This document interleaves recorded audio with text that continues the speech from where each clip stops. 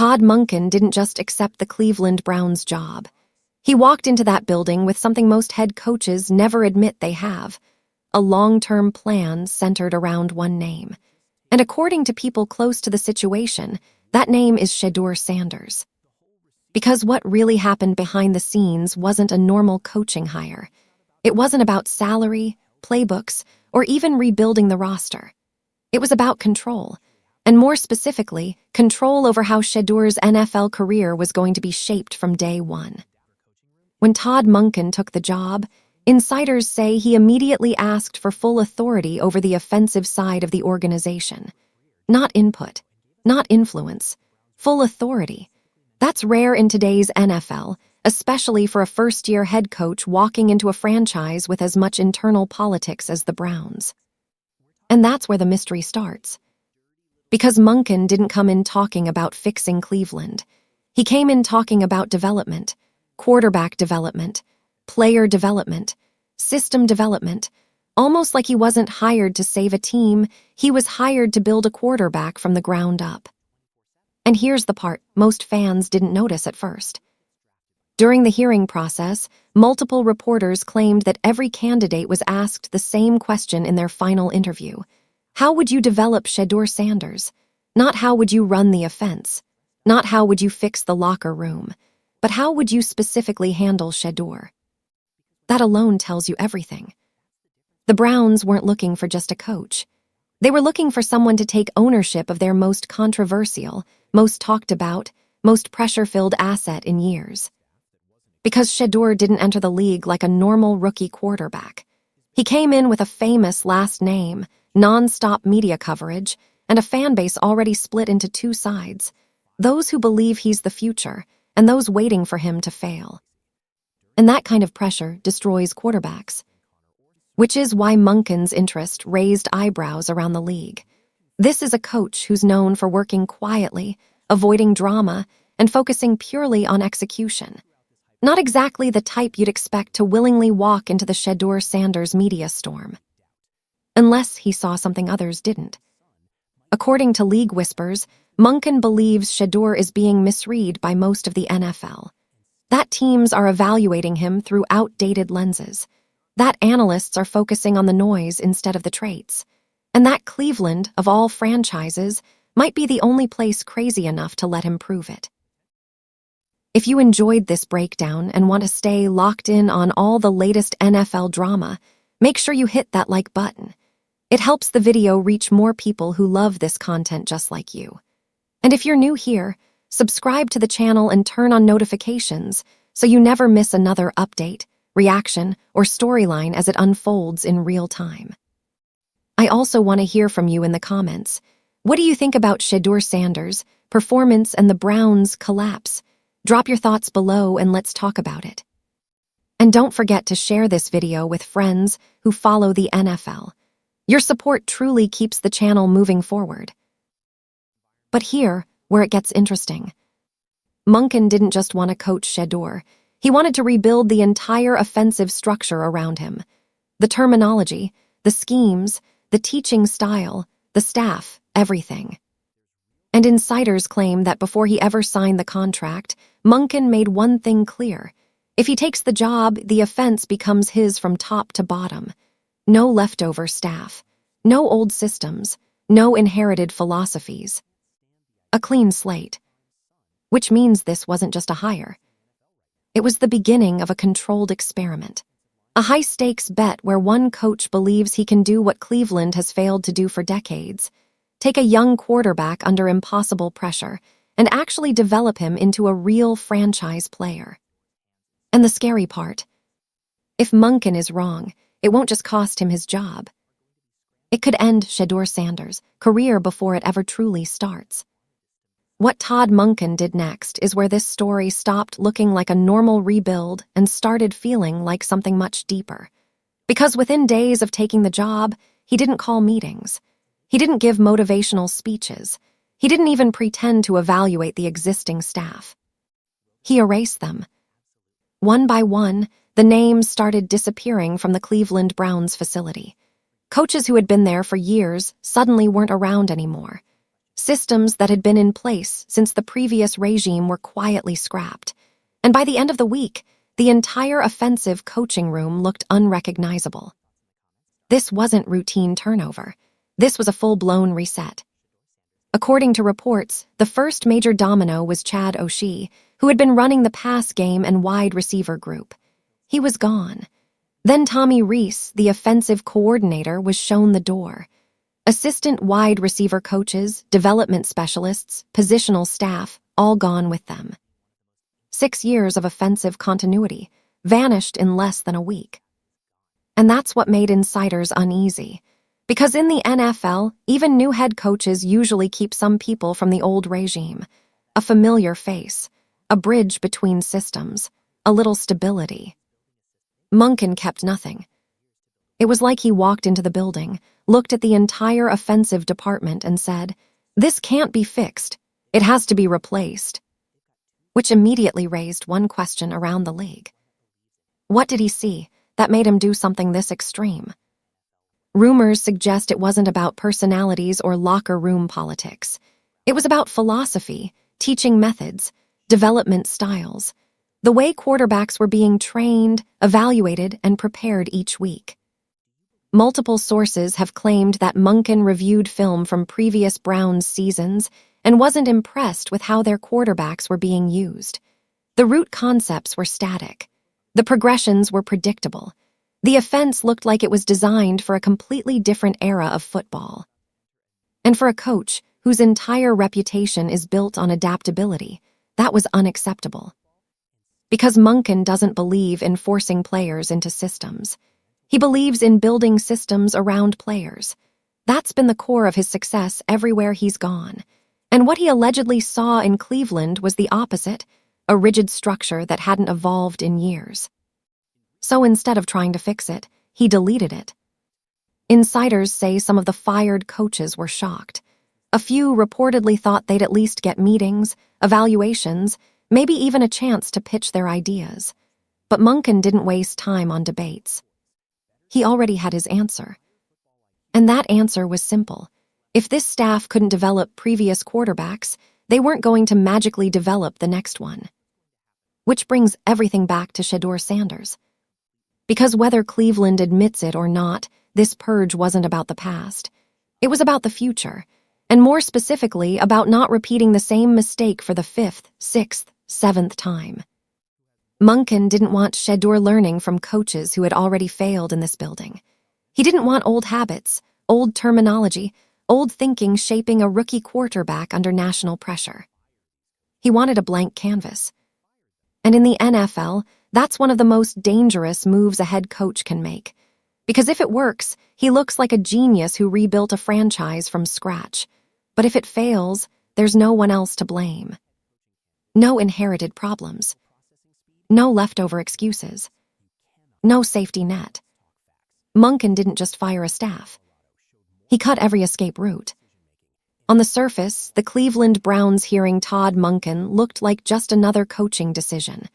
Another name, another press conference, another promise about culture and accountability. But behind the scenes, the reasoning was very different from what the team publicly admitted. Because the Browns weren't searching for a savior.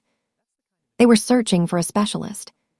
According to Albert Breer, Cleveland's front office had one priority above everything else during the hearing process: player development, not free agency, not draft strategy, not even scheme innovation.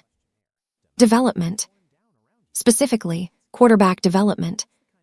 Breer revealed that when ownership and executives evaluated candidates, they kept circling back to the same question: who can actually take a young quarterback and make him better at the NFL level? Not just protect him, not just manage him, but actively upgrade his processing, his timing, and his decision-making under pressure. And that's where Todd Monken separated himself from everyone else. While other candidates pitched systems and philosophies, Monken pitched adaptability. He didn't talk about running his offense. He talked about building the quarterback's offense, one that evolves based on strengths, tendencies, and learning speed. That mindset is rare in the NFL. Most coaches bring a playbook and force players to fit it. Monken does the opposite. He studies the player first, then designs everything around them. The terminology, the reads, the spacing, even the tempo of practice. And that approach is exactly what Cleveland believes they've been missing for years. The Browns have drafted quarterbacks, traded for quarterbacks, overpaid quarterbacks, but they've never truly developed one. They've treated the position like a plug-and-play solution instead of a long-term project. And the results speak for themselves. So when Shedeur Sanders entered the picture, the entire mindset shifted. Suddenly, Cleveland wasn't asking, who's the best coach available? They were asking, who is the best teacher available? Because Shedeur isn't a safe quarterback. He's not a low-ceiling game manager. He's a high-visibility, high-pressure, high-upside prospect with a national spotlight attached to his name. That means his development isn't just technical, it's psychological, emotional, and cultural. You need a coach who can handle the noise. And Monken has already lived in chaos. He's coached in college programs with massive expectations. He's worked under intense NFL scrutiny. He's developed quarterbacks with completely different personalities and play styles. And more importantly, he's done it without turning it into a media circus. That's what sold Cleveland. Not his play designs. Not his resume. His ability to stay focused when everything around him gets loud. Insiders claim that during final interviews, Monken was the only candidate who didn't talk about fixing the Browns. He talked about building a developmental environment where mistakes were part of the process, not the end of it. In a franchise known for panic moves and short-term thinking, that was a radical pitch. And it's why he got the job. Because Cleveland didn't just hire Todd Monken to win games. They hired him to finally answer the one question that's haunted them for decades. Can this organization develop a real franchise quarterback, or not? If you really want to understand why Cleveland put so much faith in Todd Monken, you don't need rumors or insider quotes. You just need to look at the quarterbacks who have already worked under him. Because there's a clear pattern. Every time Monken gets control of an offense, the quarterback doesn't just improve, they hit the best stretch of their career. Take Jameis Winston. Before Monken, Jameis was viewed as inconsistent, reckless, and stuck somewhere between elite arm talent and bad decision-making. Then Monken became his offensive coordinator in Tampa. Suddenly, Jameis threw for over 5,000 yards in a single season. Not a fluke, not garbage time, a legitimate historic passing year. It was the first time people started saying, wait, maybe this guy just needed the right system. Then there was Baker Mayfield. In Cleveland, Baker bounced between schemes, coordinators, and philosophies. But under Monken, his efficiency quietly peaked. His footwork looked cleaner. His reads came faster. His decision-making stabilized. It wasn't flashy, but it was the most controlled version of Baker we ever saw. And then came the biggest example of all. Lamar Jackson. Before Monken arrived in Baltimore, Lamar was already a star, but he was boxed into a limited offense. Heavy runs, simplified reads, constant debates about whether he could actually win from the pocket. Monken changed that narrative. Under his system, Lamar's passing numbers jumped. His pre-snap responsibilities expanded. His ability to manipulate defenses became obvious. And suddenly, the conversation around Lamar shifted from athletic quarterback to complete quarterback. MVP-level seasons, league-wide respect, a completely different reputation. And here's what makes this pattern so important. These quarterbacks couldn't be more different. Jameis is a gunslinger. Baker is a rhythm passer. Lamar is a dual-threat freak. Different bodies, different minds, different weaknesses. Yet all of them thrived under the same coach. Which tells you something critical about Monken. He doesn't develop systems, he develops people. He studies how quarterbacks think, how they process information, how they react under stress. Then he simplifies the chaos around them. He doesn't overload them with options. He removes unnecessary decisions. He designs plays that feel natural instead of forced. That's why front offices love him. And that's why Cleveland saw him as the perfect fit for Shedeur Sanders. Because Shedeur isn't a copy of anyone Monken's coached before, but he shares something with all of them, high talent paired with high expectations. The kind of expectations that crush most young quarterbacks before they even settle into the league. Monken's track record suggests something important. He doesn't turn quarterbacks into robots. He doesn't rebuild their personalities. He amplifies what already makes them good. And for the Browns, that's the entire gamble. They're not betting that Shedeur becomes someone else. They're betting that under Todd Monken, Shedeur becomes the best version of himself, before Cleveland ruins him like everyone before. This is where the story takes a turn from facts into whispers, not official statements, not press releases, but the kind of rumors that only start circulating when people inside a building feel like something went seriously wrong. Because ever since Todd Monken cleaned house, there's been one word quietly floating around NFL circles: sabotage. Now, to be clear, no one is accusing the former coaching staff of intentionally trying to hurt Shedeur Sanders.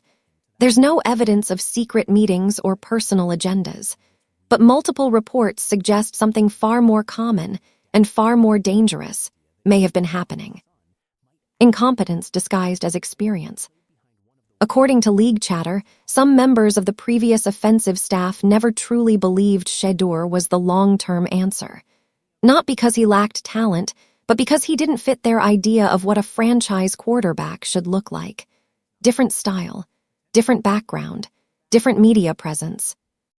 And when coaches don't believe in a quarterback, it shows in subtle ways. The plays don't match his strengths. The reads don't fit his processing. The protection schemes don't adjust. The teaching doesn't evolve. Not intentional sabotage, passive resistance. Rumors suggest that Shedeur was being coached inside a system designed for someone else entirely. A structure built years ago for different quarterbacks, different trends, different league realities. Instead of modern concepts, he was reportedly learning outdated progressions. Instead of simplified reads, he was dealing with overloaded play designs. Instead of freedom, he was operating inside rigid rules. And in today's NFL, that's how quarterbacks get ruined. Because the league moves fast. Defenses evolve every season. And if your offensive coaching staff isn't adjusting with the times, your quarterback becomes the one paying the price. That's where Todd Monken's reaction starts to make more sense. When he reviewed the Browns' offensive film and internal reports, insiders claim he wasn't shocked by Shedeur's struggles. He was shocked by the environment around him, the lack of customization, the lack of innovation, the lack of long-term vision. Which is why he didn't try to fix the staff. He replaced it. And that decision instantly fueled the sabotage narrative. Fans and analysts started connecting dots. Why remove everyone so fast? Why not keep a few veterans? Why the urgency? The speculation is simple. Monken believed Shedeur was being developed in a way that guaranteed failure. Not because of bad intentions, but because of bad methods.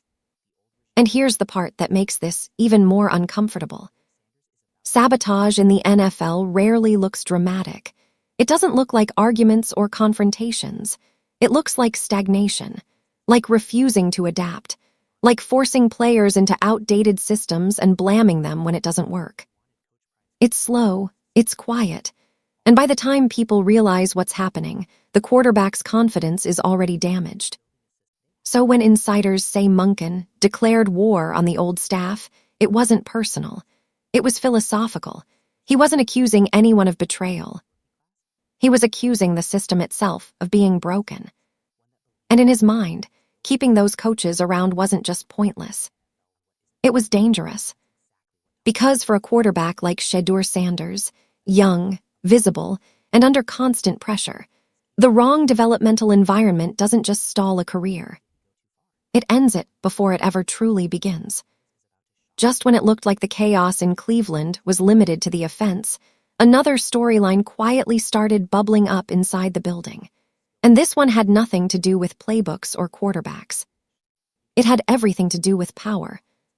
Because while Todd Monken was busy rebuilding the offensive side from scratch, the defensive coordinator, Jim Schwartz, was dealing with his own situation behind the scenes, one that insiders say created serious tension inside the organization. According to multiple reports, Schwartz genuinely believed he was going to be the next head coach of the Cleveland Browns. Not just a candidate, not just in the conversation. The guy. He had the experience, the resume, and the respect in the locker room. And when the job went to Monken instead, it didn't sit well. At all. Rumors suggest Schwartz told people close to him that he had no intention of staying in Cleveland unless he was given the head coaching role. Which is wild, considering he still has multiple years left on his contract and is technically one of the highest-ranking voices in the building. So now the Browns are stuck in an awkward situation. They've got a defensive coordinator who may feel disrespected, overlooked, and mentally checked out, while trying to support a brand-new head coach who's completely changing the direction of the franchise. That's not just uncomfortable. That's dangerous. Because internal power struggles are one of the fastest ways to destroy a team from the inside, especially when a young quarterback is involved, especially when the organization is already unstable, and especially when the locker room knows there's tension at the top. Insiders claim Schwartz's frustration has been an open secret around the facility. Nothing explosive, no public drama, just subtle signs, less engagement, less enthusiasm, less long-term commitment. And that matters more than people realize. Because when a coordinator doesn't fully buy into the vision of the head coach, everything becomes fragmented. Communication breaks down, collaboration fades, and instead of one unified direction, you get two parallel agendas operating under the same roof. One trying to build something new, the other still emotionally stuck in what could have been. Now imagine being a rookie quarterback, watching all this unfold. You've got a brand new head coach trying to protect and develop you. You've got an offensive system being rebuilt around you. But on the other side of the building, one of the most powerful voices may not even want to be part of the project. That's the kind of environment that creates confusion. And confusion is the last thing a young quarterback needs. Reports say the Browns are actively trying to convince Schwartz to stay. They like him. They value him. They don't want to lose him. But if he's only half invested, if he's still carrying resentment over the head coaching decision, that creates a silent fracture inside the team. And those fractures always show up on the field. Missed communication. Lack of unity. Different messages being sent to players. Todd Monken is trying to build a culture centered around development, patience, and long-term growth. But if one of the most important leaders in the building doesn't fully buy into that vision, it puts everything at risk. Because you can't build a new era with old grudges. And the real problem isn't whether Jim Schwartz stays or leaves. It's whether the Browns can afford even one major voice inside the building who isn't fully committed to the future they're trying to create. When you strip away the rumors, the coaching drama, and the internal politics, everything about this story leads back to one person, Shedeur Sanders. Because for all the talk about Todd Monken, staff purges, and power struggles, this isn't really a Browns story. It's a Shedeur Sanders story. And the stakes for him couldn't be higher. Shedeur didn't enter the NFL like a normal rookie quarterback. He didn't get the luxury of anonymity. He didn't get time to quietly learn on the bench. From the moment his name was called, he became one of the most watched young players in the league. Not just because of his talent, but because of his last name. Because of his father. Because of the expectations. Every throw gets clipped. Every mistake becomes a headline. Every win gets minimized. Every loss gets blamed on him. And that kind of spotlight does something to quarterbacks. It speeds up the clock. Most young QBs are allowed to struggle for 2 or 3 years before the league makes up its mind. Shedeur doesn't get that. He gets maybe 1 season, maybe 2, before the narrative hardens. Future star or another bust. That's the reality. Which is why this coaching reset matters more for Shedeur than anyone else in the building. If this new system works, he becomes the face of a franchise that's been searching for an identity for decades. He becomes the guy who finally broke the cycle in Cleveland. The quarterback who survived the pressure, the noise, the doubters, and still came out on top. But if it fails, the consequences follow him forever. Because quarterbacks don't get infinite second chances, especially ones with famous names, especially ones who enter the league with hype. The moment a young QB gets labeled as not the guy, teams stop investing in them. The patience disappears, the development resources dry up, and suddenly you're not a project anymore, you're a backup. And that's what makes this season different. This isn't just about stats. It's not just about wins. It's about perception. Shedeur is playing for his reputation. He's playing to prove he's not just Coach Prime's son, not just a media storyline, not just a controversial prospect. He's playing to prove he's a real NFL quarterback. And that's why Todd Monken's role is so critical. Monken isn't just designing an offense, he's shaping how the league sees Shedeur. The play calling, the structure, the rhythm, the confidence, all of it feeds into one question the entire NFL is asking. Can Shedeur Sanders actually lead a franchise? If the answer becomes yes, everything changes. Endorsements, respect, long-term job security, stability. He goes from being debated to being built around. But if the answer becomes no, the story flips instantly. He becomes another what if. Another talent who couldn't survive the pressure. Another name added to Cleveland's long list of failed quarterbacks. And that's the part most people don't realize. This isn't just the biggest moment of Shedeur's career so far. It might be the only moment that truly decides it. When everything is laid out, the coaching purge, the internal drama, the development obsession, one truth becomes impossible to ignore. This entire era of the Cleveland Browns is now a bet. And that bet is Shedeur Sanders. Todd Monken didn't come to Cleveland to slowly rebuild. He didn't come to experiment. He didn't come to manage expectations.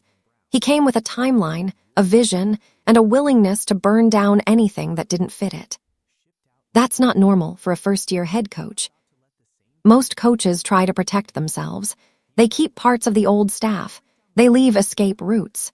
They create built-in excuses in case things go wrong. Monken did the opposite. He erased the past. He fired the safety nets. He made the offense his responsibility alone. Which means if this works, he looks like a visionary. The coach who finally broke Cleveland's curse and turned a controversial rookie into a franchise quarterback. But if it fails, there's no one else to blame. No inherited problems. No leftover systems. No previous regime. Just his decisions. And Shedeur's performance. That's why this situation is so rare. This isn't a slow rebuild. This is a high-risk experiment playing out in real time. A coach betting his reputation against a quarterback betting his entire future.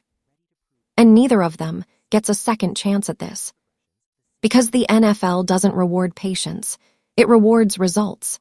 The moment things start slipping, narratives take over. Media pressure builds, front offices panic. And suddenly, the same people who believed in the plan start quietly preparing exit strategies. We've seen this story too many times. A young quarterback enters a broken franchise. A new coach promises development. Early struggles get magnified. The organization loses faith. Everything resets again. But what makes this different, what makes this dangerous, is that Monken knows all of that. And he still went all in.